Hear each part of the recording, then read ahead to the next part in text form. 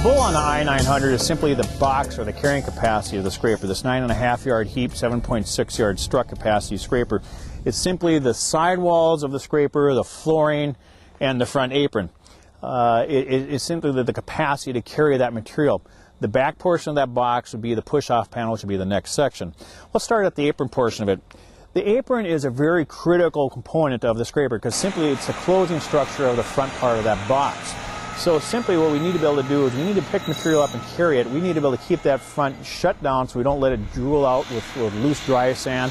But even also on the other side of it, when you get rid of material, we need to get that apron completely out of the way, especially when you get some opposite spectrum material, heavy wet clay, rolled up sod. We need to get that apron opened up fully. So by utilizing this 3.5 inch by 10 inch cylinder here and a relationship between the base end pivot pin, the pivot point of the apron, and the rod end, the relationship of those three pivot points and the distance that we play between the pivot pin, especially in the rod end, the more we can throw that apron opened up. So that's how we get a 52-inch measurement from the front edge of that stinger blade to the bottom edge of that apron that's fully open. We get a 52-inch apron opening with a 10-inch stroke cylinder. So that really gives us the apron clearance to get rid of material. And you can see with that kind of gap, a 52-inch apron opening, everything else, like we talked about on the gooseneck, kicking those tires further forward, that 77-inch distance between the blade, the front of that blade, and the front of that tire, or the middle of the tire, pardon me, is very critical. It all kind of ties together. So when you get material in the scraper, you got to get it out. So you need to get it through the apron, but also it's got to fall forward and not get in the tire. So we got a good fall zone, as we call it. Vertical clearance, horizontal clearance, allow that material to come out of the scraper. But while we're at the apron, also we got to kind of cover the point that Ashland holds a very tight tolerance between their apron and the sidewall. The bigger the gap here, the more prone you can get material wedged between there, and if you get enough of it, it's going to start bending things. So we got to hold a tight tolerance between the sidewall of the apron and the sidewall of the bull itself.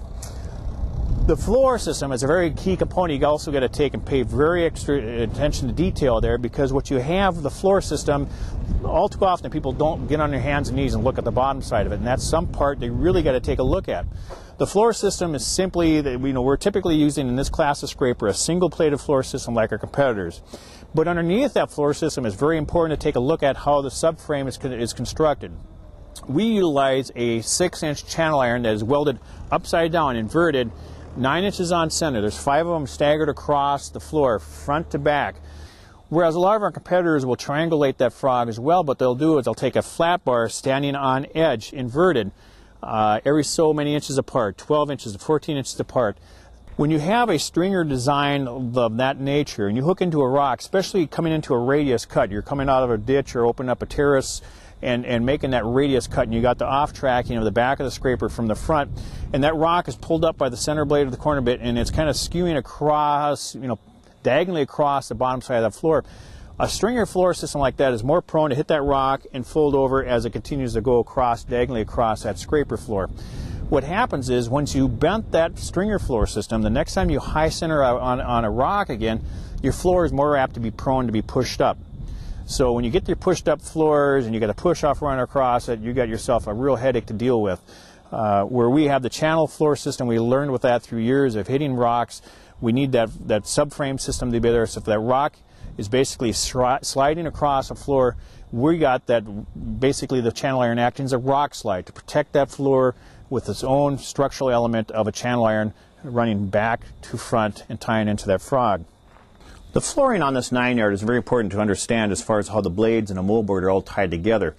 Basically, on the top side of the floor system, we have a 3/4 inch thick moldboard, or a frog, which is basically the plate that mounts the blades onto.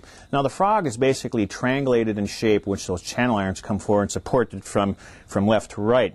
But while we're at the blades, let's talk a little bit about our blade system. We have basically a high-quality blade system that's 3/4 inches in thickness, and 8 inches in width and 54 inches in length. Now that's the center blade. Now the center blade protrudes beyond the corner bit, so we call it a frost bit.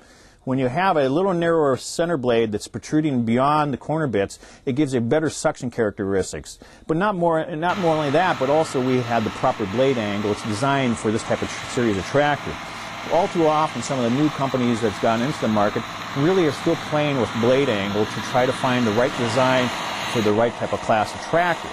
Since we've had this scraper on the market since the early 70s, We're able to play with that blade angle to give you a good suction characteristics, but yet not go too steep. That allows you to basically spin down because you got too steep or too aggressive a blade angle. Now the bits that we have on the corner are L-shaped in nature, and I'll tell you the reason why. We have a left blade and a right blade. What you'll find with that, this blade is a 6-inch wide blade, so it's 2 inches set back from the center blade. But not only that, basically we have the L-shaped type of design, which basically allows the scraper to be protected from material flying out of the corners and wearing through the corners.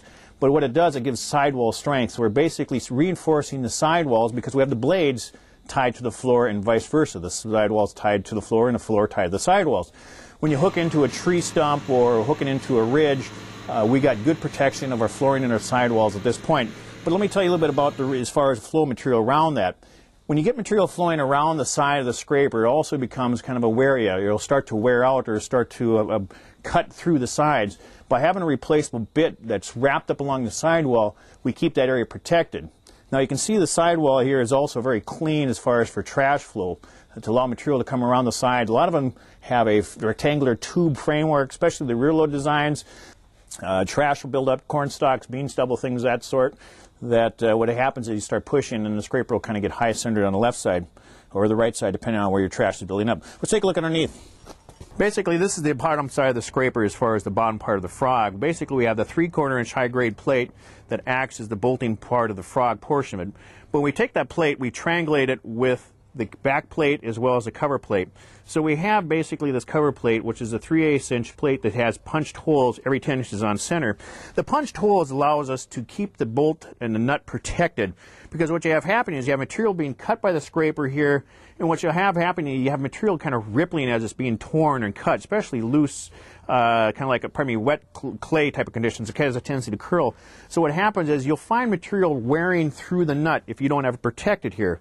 So by having these holes punched and having the nut and the bolt kind of countersunk inside of the frog, it gives it very well, keeps it very well protected from those types of conditions. But also what it does is gives us good weld area for these channel irons to be reinforcing that frog from top to bottom. So we're really integrating the frog to the channel iron. So you kind of see how this all ties together.